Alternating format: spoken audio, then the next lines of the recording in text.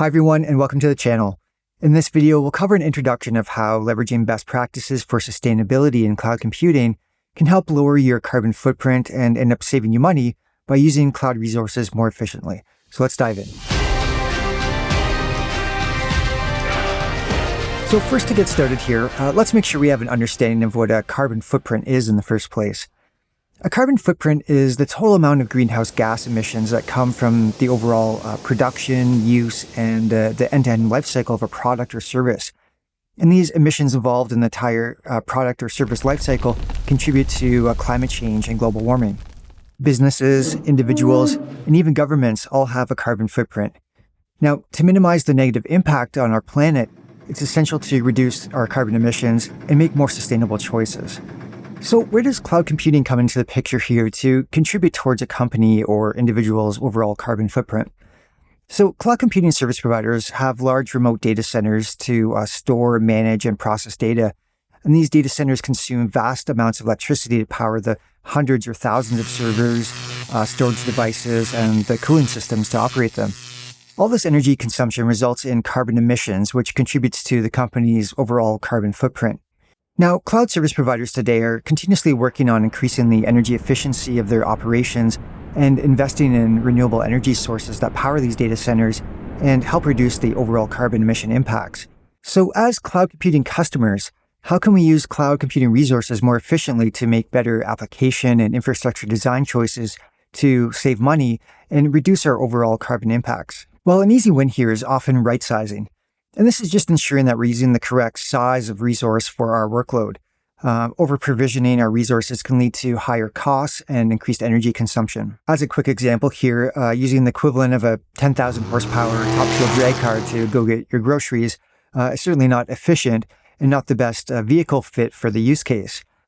Now, in the cloud computing equivalent, using virtual servers with higher CPU and memory configurations tends to lead to inefficiencies that contribute to the overall higher carbon emissions and, of course, higher costs. Another design choice we can make is to take advantage of the auto-scaling capabilities built into many cloud provider services.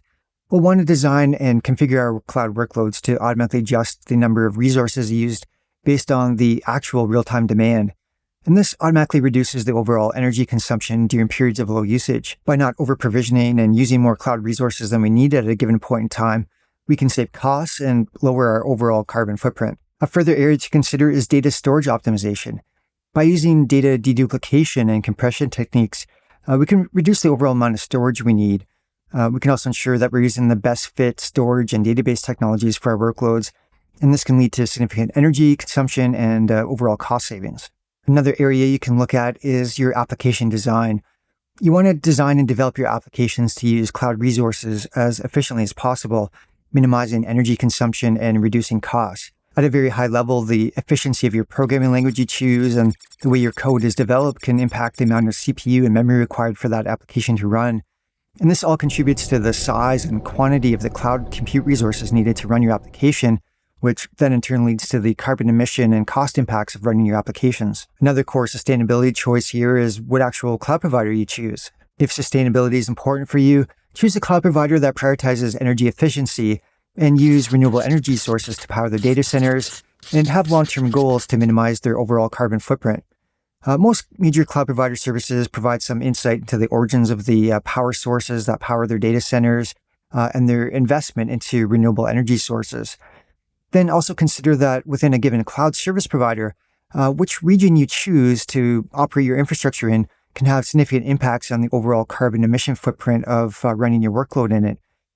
Some geographic regions have data centers that are supported by power grids coming from more renewable energy sources than others. So wrapping things up here, adopting some of these sustainable cloud computing practices and even keeping sustainability in mind as part of your software design and cloud infrastructure choices can not only save you money, but also contribute to saving our planet by reducing our overall carbon footprint.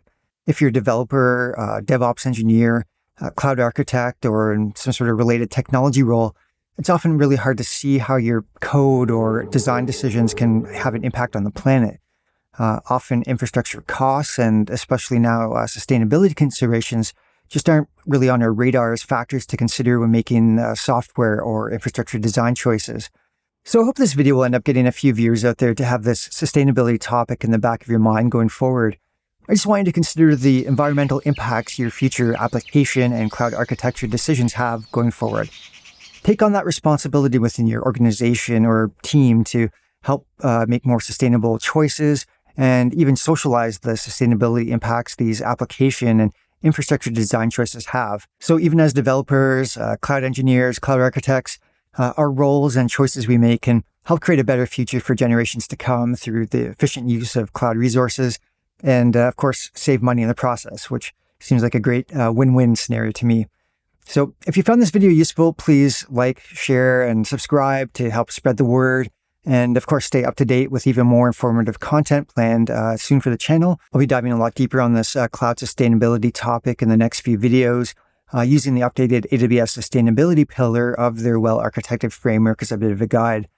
We'll start discussing more of the specifics around how to actually evaluate the sustainability impacts of your cloud workloads and provide implementation guidance of how to actually make improvements in these sustainability and cost optimization areas. So that's it. Thanks for watching. Keep making efficient decisions around your cloud usage and see you in the next one.